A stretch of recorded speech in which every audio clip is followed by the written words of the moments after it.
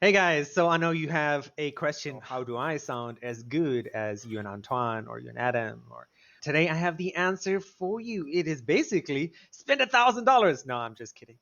There are a few simple tricks that we're going to talk about today that's going to help you with your headset. Very simply, if you're probably not watching this, if you might have seen Antoine's video, Antoine has an arm, a mic arm. And again, you also might know that sometimes he hits his arm sometimes. And again, this is something I used to do when I had a mic arm as well. But basically, mic arms help, and Antoine was one of the persons who suggested this to me. I remember way back when we started doing this together, was that mic arms prevent the vibrations from your desk or from your keyboard being detected on your mic or being detected if you have a floor mic stand. And this is why it's wonderful, right? You could clip it on the end of your arm. You could extend the mic all the way this way. That's one reason, right?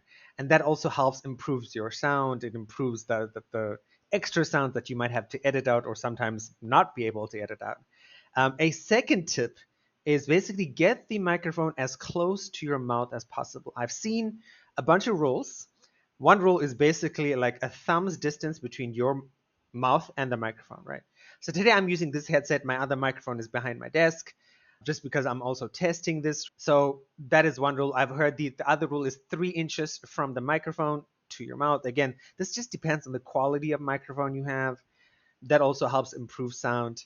You'd also see lots of YouTubers, lots of content creators, right? You might see them on Instagram Reels or Shorts. They hold the micro close to the mouth. That's another thing people do.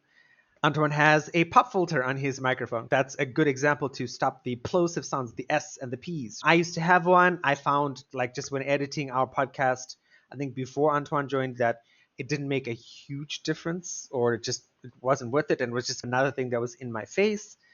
Summarized so far is mic arm. Next thing, keep the mic close to your mouth for good sound quality. Third thing is have a pop filter. Pop filters help. Fourth thing is, if you notice right now, right, compared to previous videos, I used to be facing the room. There was a much larger echo on the sound. I'd have to do some post processing on the videos. But now I've put my desk back. I'm now facing towards the smallest portion of the room. So the sound doesn't bounce off a lot. So there's a lot less echo. My sound is still not great compared to Antoine's sound or Adam's sound. And I guess because they own their houses and they have some sort of soundproofing or absorption material in the walls, maybe. I don't know. Antoine says no. Their sound, I always feel like when we do the podcast and the videos, right, I have to post process my sound because I just don't have as good sound as they do. And I think it might just be this house or this room or something like that. But ideally, I've seen people with really, really small dedicated rooms for recording videos and sort of stuff. And that's ideally what you want. Or you want a dedicated room divider, or you want some soundproofing on the walls. And there's loads of videos about that. You can pay like $20 and soundproof your wall.